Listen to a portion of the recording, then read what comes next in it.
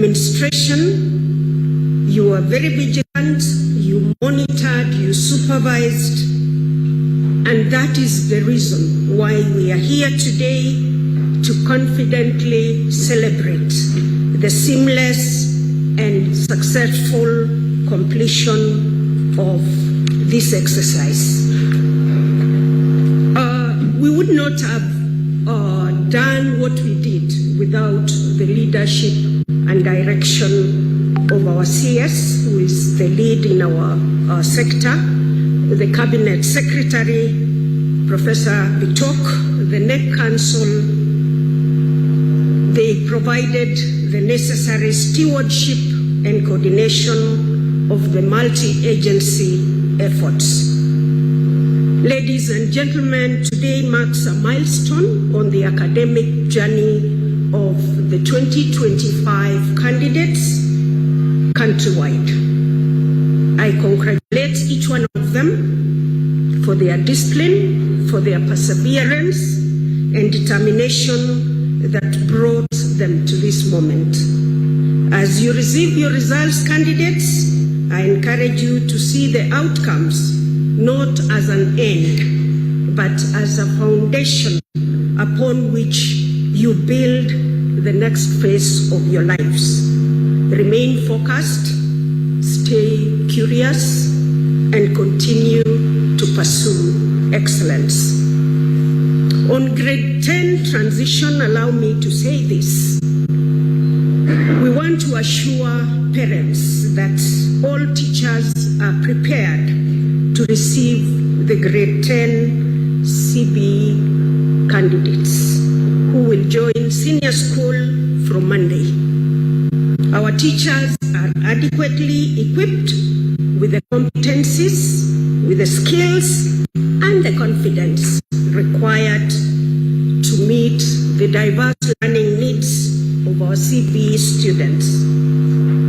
I appeal to our heads of institutions at senior school to broaden the curriculum.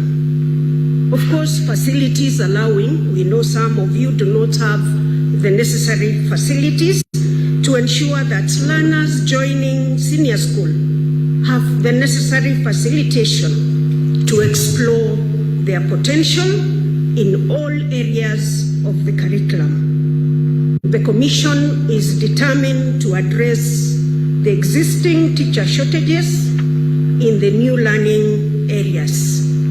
With those very few remarks, I want to urge all of us to remain steadfast in our resolve to provide every learner in Kenya with quality, relevant, and inclusive education. I want to wish all of you a prosperous 2026. Thank you very much.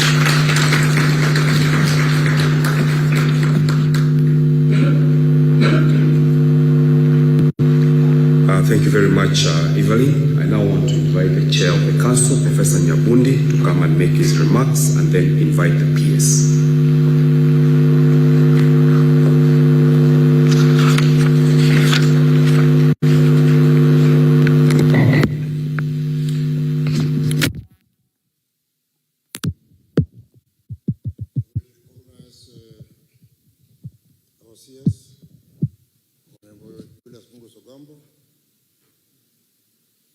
PS, Ambassador Professor Julius Bitok.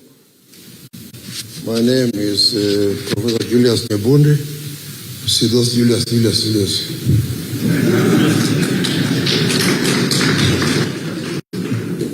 All other protocols observed. The CEO of NEC has talked. The teachers and the schools did their work in preparing the candidates for the examinations. They did a good job at their level. NEC has done its job in setting, administering, and now being ready to release the results. Today, our role is to release these results as a realization of the ultimate fruit of these efforts. As the chairman of the council, I wish first and foremost to introduce my members who are here. It's a very powerful council. First of all, I have my first and foremost member is none other than my PS, Professor Ambassador. Please, everybody knows him by now. My other member is none other than the CEO of Ksce, the largest employer in this country. There are other members who are not here today, but I have Mr. Zephaniah Koech, my member, and ultimately we have the CEO of NEC himself, Dr. David Njegere, who has done a commendable job along with his members to bring us this far. We are here today to release results, and this responsibility is bestowed upon the CS, accompanied here with his senior members of the ministry and other agencies. I want to recognize my colleague, Dr. Wahome, who is in charge of COOPS, and anybody else who is here, who any other CEO of the agencies who is here today. We appreciate your efforts. We all work together as a ministry.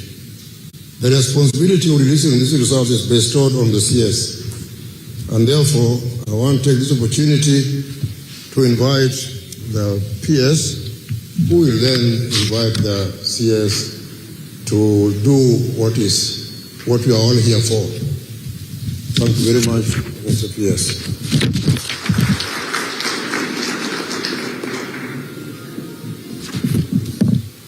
Thank you very much, Chairman.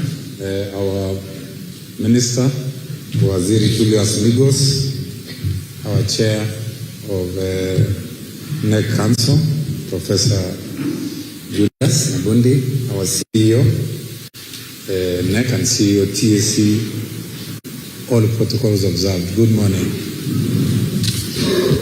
Allow me at the beginning, Waziri, to thank you for your excellent leadership in this sector. We have seen a lot of coordination, a lot of positives in terms of how you have been able to manage and coordinate the sector. I don't know what the chair of NEC will say. It is because of the Juliuses that follow each other that the sector is really. I say this because I got a call from one of the stakeholders who is in here a few days ago and said, for the first time in many years, he told me it's 25 years old in the profession, he has never seen capitation released before schools open. It's a record thing. So, I'm new in the sector, but I'm home. So I'm delighted really this morning to be part of this important process of releasing results for 993,226 graduating class of 2025. The results are good, and I want to take this opportunity to congratulate the class of 2025 KCSE. Waziri, the state of competence-based education is strong. We are doing everything under your leadership to ensure that we put competence-based education on track. We know we are in the third last cohort of KCSE, but the future is really bright in matters of education in this country. We have been able to place 1.1 million learners transiting from junior school to senior school. We have given them an opportunity for the first time also to do their vast revision. For those who didn't like their pathways, we give them an opportunity. They have revised the first time, and we have given them also a second chance If they didn't like again the first revision, we have given them a chance that is closing today. So these are record things. The system is very transparent. We are using a very open and digital and transparent process to be able to ensure that every learner in this country gets an opportunity to go to any school of their choice, depending on their capacity of this school. Waziri, allow me also at this juncture to thank all the teams. These examinations of 2025 has been approached as a whole government approach. We have our teams from Ministry of Education, our field officers, we have our Ministry of Interior, including GAO, including the DCI, including the entire security apparatus of this country. We have our Ministry of ICT, including Communication Authority, and other stakeholders who have worked with us, which I want to thank very sincerely for the work they have done. As I wind up, Waziri, allow me at this point to assure all our stakeholders who participated in 2025 exam that we are working very closely with Treasury and their dues will be paid as soon as possible. We are working on that. Allow me also, Waziri, to say that the placements and the transition that we are doing, we are having a new system called Kenya Education Management Information System, which is helping us in the transition, and we are moving everybody. Soon and very soon, all the entire education ecosystem will be under one digital platform, so that whatever thing you need to know in education, just at the click of the button, you can know the status of the results of your student, and you can know everything going on in the education sector. With those few remarks, Waziri, allow me also to emphasize that competency-based education is the education system that is going to transform this country from third world to first world. And it is real, and it's coming very, very soon. Let us now rise up, ladies and gentlemen, to invite our chief guest, who is the Minister for Education, Honorable Julius Because. Can we put our hands together to warmly welcome our Minister? Karibu sana Waziri. Yes, please be seated.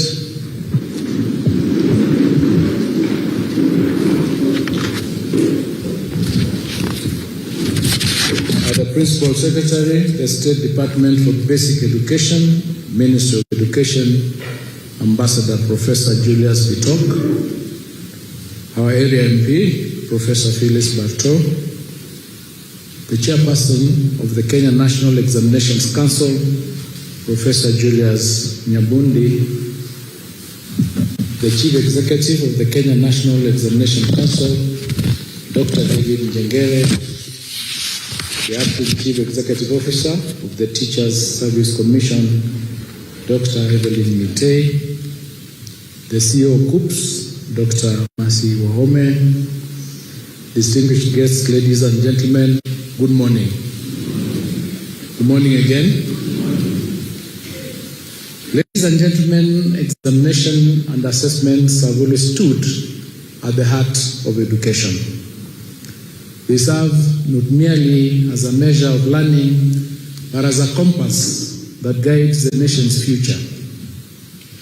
As the Kenya Certificate of Secondary Education Ksce examination draws to a close with the phasing out of the 844 system, we recognize its historic role in shaping generations of learners.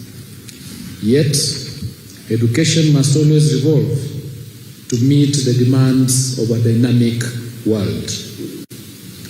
The transition to competency-based assessment marks a decisive step forward, one that shifts our focus from rote memorization to the demonstration of skills, values, and knowledge that empower learners to thrive in the 21st century. It is in this spirit of transition that we gather today to mark the release of the results of the third to last cohort to undertake the Ksce examination, even as we celebrate the progression of the very first cohort under the competency-based education into senior school this coming Monday. This moment stands as both a culmination of a long-standing tradition and the dawn of a new era, affirming our collective commitment to assessments that not only measure achievement, but also nurture the competencies required for the future. Ladies and gentlemen, I wish to extend my profound gratitude to all sector stakeholders who year after year have demonstrated unwavering dedication in preparing our Ksce candidates and ensuring the successful and seamless administration of the national examinations. Their commitment has safeguarded the credibility of our examination system and upheld the high standards that define our education system. Let me take this opportunity to acknowledge the concerted efforts of colleagues across the ministries of education, the Ministry of Interior and National Administration, and Information, Communication and the Digital Economy, as well as the Teacher Service Commission during the administration of the 2025 Ksce examination series. In the same vein, may I commend all the center managers, supervisors, and invigilators for the integrity and diligence that have made this examination cycle a success. Today, as we release results for 993,226 candidates, I wish to register my sincere appreciation to His Excellency the President, Dr. William Samoei Ruto, for his trust and steadfast support in enabling our team to implement critical reforms in the education sector. These reforms are geared towards transforming the delivery of learning and teaching in order to nurture and build every learner's potential and to equip them with the skills and competencies necessary for life in the 21st century. Ladies and gentlemen, as we gather here today, the government has employed a record 100,000 teachers since 2023, with 24,000 of these teachers recruited this year. A record total of over 25,000 teachers have also been promoted. To better prepare our teachers for the rollout of the competency-based education, our teachers have been retooled and reoriented to the new system. The primary objective is to strengthen teaching and learning in our schools and consequently to improve our education outcomes. In order to enhance access, we are expanding infrastructure across our basic education institutions. In the financial year 2024-2025, we built a record 23,000 classrooms across the country to support the transition of the first grade 9 cohort.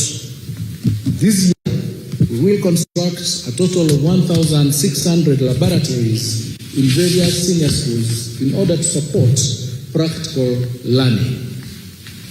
To anchor these reforms on a solid legal and policy foundation, we will soon be presenting a sessional paper and 11 bills to Parliament for consideration and enactment. Once passed, this will help entrench efficiency and effectiveness in our education system and affirm its competitiveness globally. We also continue to support our learners with capitation in fulfillment of the government's obligation to provide free and compulsory basic education. For this school year, for instance, we released the sum of 44.2 billion shillings as capitation for learners in all public basic education institutions ahead of school opening. This is the first time that capitation has been disbursed before schools open. Heads of institutions are expected to ensure prudent use of these public resources for the benefit of learners, and to desist from imposing any extra levies or fees upon parents. The candidates whose results we release today are now expected to transit to tertiary institutions, either in universities or TVET institutions. At the tertiary level, we are implementing the student-centered funding model, by which the government supports students and trainees by way of scholarships and loans, depending on the level of need of each learner. To enhance access and affordability, fees for academic programs in our public universities have also been rationalized by between 15% and 40%, so that the fees for university education programs range from 5,800 to 75,000 per semester, depending on the program of study. I call upon all eligible candidates, therefore, to apply for placement programs of their choice once the process starts. I now wish to provide an overview of the performance of the 2025 Ksce examinations cohort. Ladies and gentlemen, during the 2025 Ksce examinations, 993,226 candidates sat the examination, compared to 962,512 candidates in the year 2024. This represents an increase by 30,714 candidates, which is an increase of 3.19%. Of the 993,226 candidates who sat the 2025 Ksce examinations, 492,012 were male, while 501,214 were female, representing 49.54% and 50.46% of the total candidature, respectively. This is the second year in a row since inception of the Ksce examinations that female candidates are more than male candidates. However, 10 counties had a significant entry of more male than female candidates. These were Garissa, which had 66.24% to 33.76%. Mandera had 65.09% to 34.91%. Wajir had 60.10% to 39.90%. Turkana had 57.67% to 42.33%. Narok had 53.10% to 46.90%. Samburu had 52.43% to 47.57%. Mombasa had 52.08% to 47.92%. Homa Bay had 52% to 48%. Nyamira had 51.9% to 48.03%, and West Pokot had 51% to 48.16%. 14 counties had a significant entry of more female than male candidates. These were Vihiga, which had 55.905% to 44.10%. Elgeyo Marakwet had 55.06% to 44.94%. Kisumu had 53.87% to 46.15%. Kiambu had 53.23% to 46.77%. Kwale had 53.19% to 46.81%. Nairobi had 52.90% to 47.10%. Kakamega had 52.47% to 47.53%. Meru had 52.22% to 47.78%. Isiolo had 52.21% to 47.79%. Uasin Gishu had 52.14% to 48.26%. Busia had 51.72% to 48.28%, and Tharaka Nithi had 51.57% to 48.43%. 23 counties, however, recorded near perfect gender parity, which counties were Lamu, Marsabit, Embu, Tana River, Laikipia, Ksce, Baringo, Migori, Trans Nzoia, Nandi, Kajiado, Taita Taveta, Kericho, Siaya, Kilifi, Bomet, Nyeri, Nyandarua, Murang'a, Nakuru, Kirinyaga, Bungoma, and Makueni. The number of candidates aged 16 years and below increased from 20,546, which was 2.13% in the year 2024, to 26.391 or 26,391, which is 2.65% in the year 2025. The highest percentage of candidates registered for 2025 Ksce examinations were within the appropriate age bracket of between 17 and 19 years, constituting 716,048, which is 72.02% of the total candidature. In the year 2025 Ksce examinations, 17 subjects recorded a significant improvement in performance, similar to the number of subjects that recorded significant improvement in 2024. 11 subjects recorded a significant decline in performance in the year 2025 compared to 10 in 2024. Female candidates recorded better mean score performance than male candidates in the following 6 subjects. That is English, Kiswahili, Kenya Sign Language, Home Science, CRE, and Art and Design. Male candidates recorded better mean score performance than female candidates in 11 subjects, namely Mathematics, Alternatives A and B, Biology, and Biology for the Blind, Chemistry, General Science, History and Government, Geography, IRE, Building and Construction, and Business Studies. The performance of male candidates was comparable to their female counterparts in the following 7 subjects: Physics, Agriculture, Computer Studies, French, German, Arabic, and Music.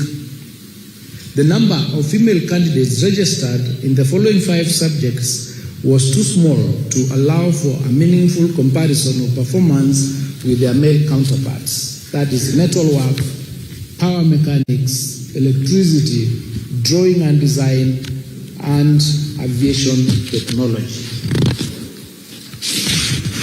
As has been the case since 2023, Ksce examination, the 2025 Ksce examination results have been graded using the reviewed grading system, in which the overall grade at Ksce examination considers mathematics the best performing language among English, Swahili, and Kenyan Sign Language, and the best performed 5 subjects.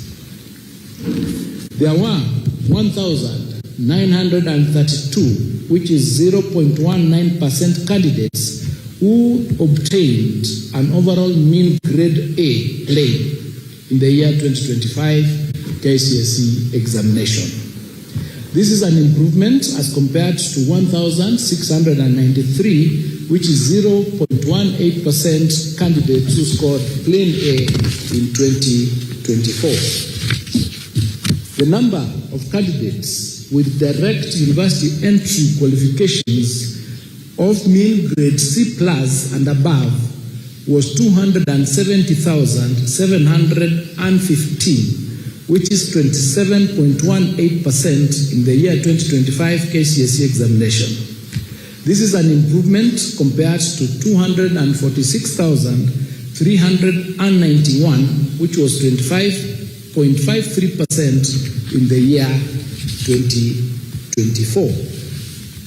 The number of candidates with grade C minus and above was 507,131, which is 50.92% in the year 2025 Ksce examination, compared to 476,889, which was 49.41% in the year 2024.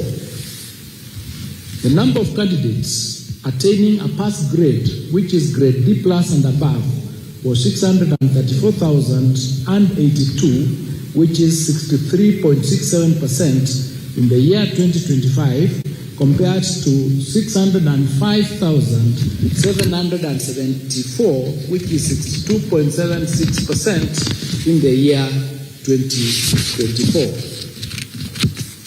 National schools produced the highest number of candidates with an overall mean grade of A, which was 1,526, followed by extra county schools, which had 197, and private schools, which had 185.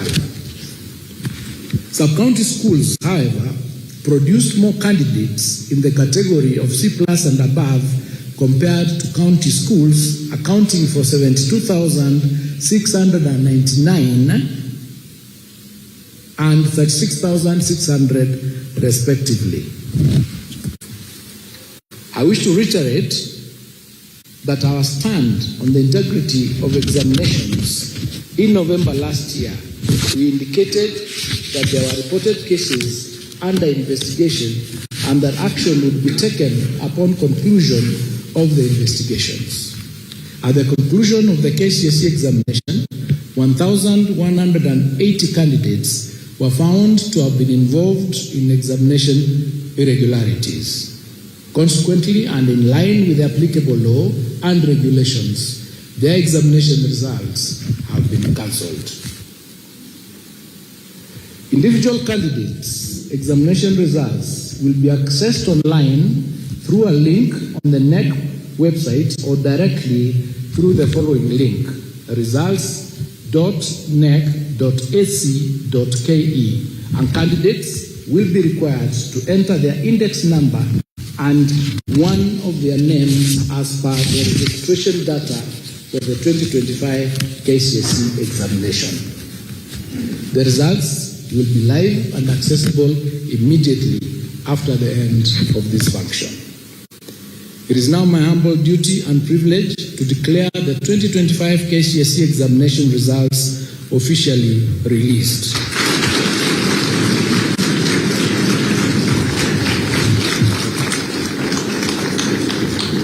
I wish all the candidates success in their future endeavors, and to all of you, Happy New Year. Thank you, and God bless you.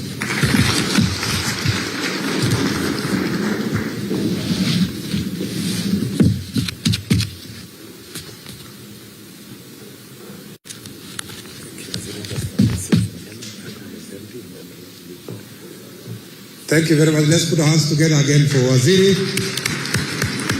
Thank you very much, Waziri, for now as we prepare for transition to the official handover of the results. Allow me to recognize our area member of parliament, Honorable Phyllis Parto, who is also a committee member of the National Assembly Oversighting Education. Professor Parto, welcome. Maybe you can come and say hi to your people. You can just come and say hi. Yeah, for 1 or 2 minutes, and then Waziri now will finalize the remaining part of the program. Karibu, Professor. Thank you, PS. Let me write on the protocol already observed and use this opportunity to welcome all of us to Chebisas High School. Chebisas is the only national school in Moibel constituency, and Buenos Aires, it's a great honor for you to bring the results, the release of results to Moiben constituency this day. And I'm glad that I have heard that students or our schools in this region were not involved in any examination malpractice. And I want to thank our principals, our teachers, and all those who participated in the examinations, the security, all the way, for a very credible exercise. And I'm very proud, as the area member of parliament, I'm very proud of my people of Moiben constituency. I want to take this opportunity also to congratulate all the students in Kenya whose results are being released today. And I want to encourage them that there is no result which is not good. All results are good and they prepare us for different pathways. So we celebrate ourselves. Even completing high school is an achievement on its own. So I want to congratulate all our students as they prepare their careers henceforth, those who will go to universities, those who will go to TVETs, and those who will pursue different careers in their lives. This is just the beginning and all will be well. I want to also congratulate my candidates from Moiben constituency, and I know the choice of Moiben constituency to release the results is an indication that the results from our constituency are improved. That's an indication that we improved. So I want to thank everybody and karibuni sana. Asanteni. Thank you very much. Let's put our hands together for area member of parliament and member of committee of education for national assembly. Thank you very much, Mheshimiwa. Pass our regards to the entire committee. As the CS has said, we really appreciate the support we received from the Committee of Education in the National Assembly. Asante sana. It's now my humble duty again to invite Waziri to do now the ceremony. Let us wait a little bit. It's not going to be a long ceremony of presentation of these results. Karibu Waziri.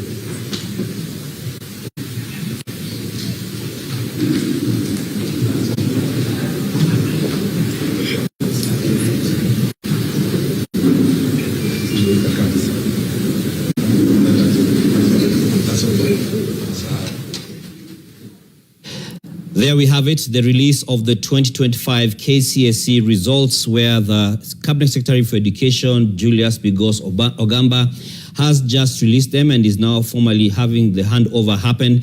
He and his team and the team there from the ministry and the relevant state agencies had met President William Ruto at the State Lodge in Eldoret, where he also gave a briefing on the same. And so we have seen a number of data points here, and Ksce has a lot to do with data. We are seeing there are instances where we had more of the female candidates performing better than the male candidates. We also had different counties which had more girls than boys, while others had more boys than girls.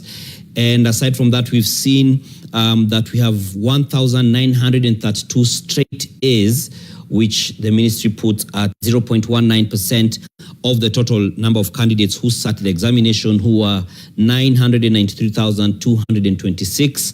And aside from that, we also see those who got a C+ and above are 270,715, which is 27.18%, which is an increase from 2024's 246,391, which was also a lower percentage compared to 2025's results at 25.53%.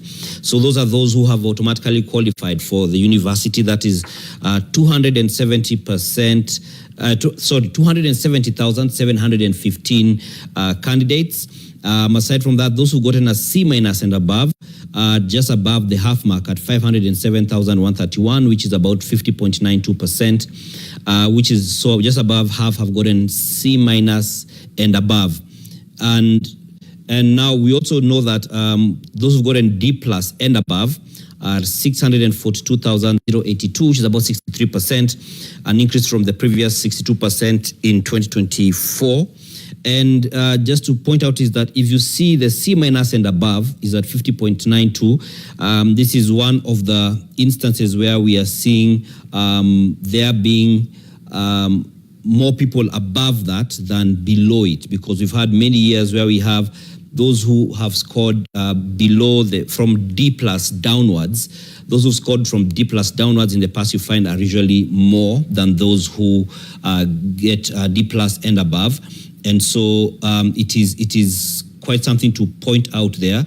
Also, just looking at the statistics from previous years, where we see that from those who have D plus and above, D plus onwards, in previous years they were a bit higher, but we'll just counter check and just bring to you the details of those results, which would point to something about just seeing the analysis of the same, just pointing to what this would mean in regards to the performance and the trends that we are seeing.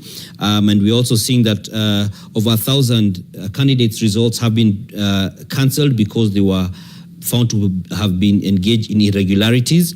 And important, because we could see a lot of people asking about the results, important is that the results are on the web, the portal, the NEC portal, results.nec.ac.ke. Then you're meant to put your index number and one name according to the registration data. So you go to results.nec, that's knec.ac.ke, index number and one name according to registration data. So now we cross back to Eldoret, where we have Macharia Mbogwa standing by. He's been following this on the ground, just to give us a sense of what's happening there, the reactions by some of the various stakeholders who are invited and present at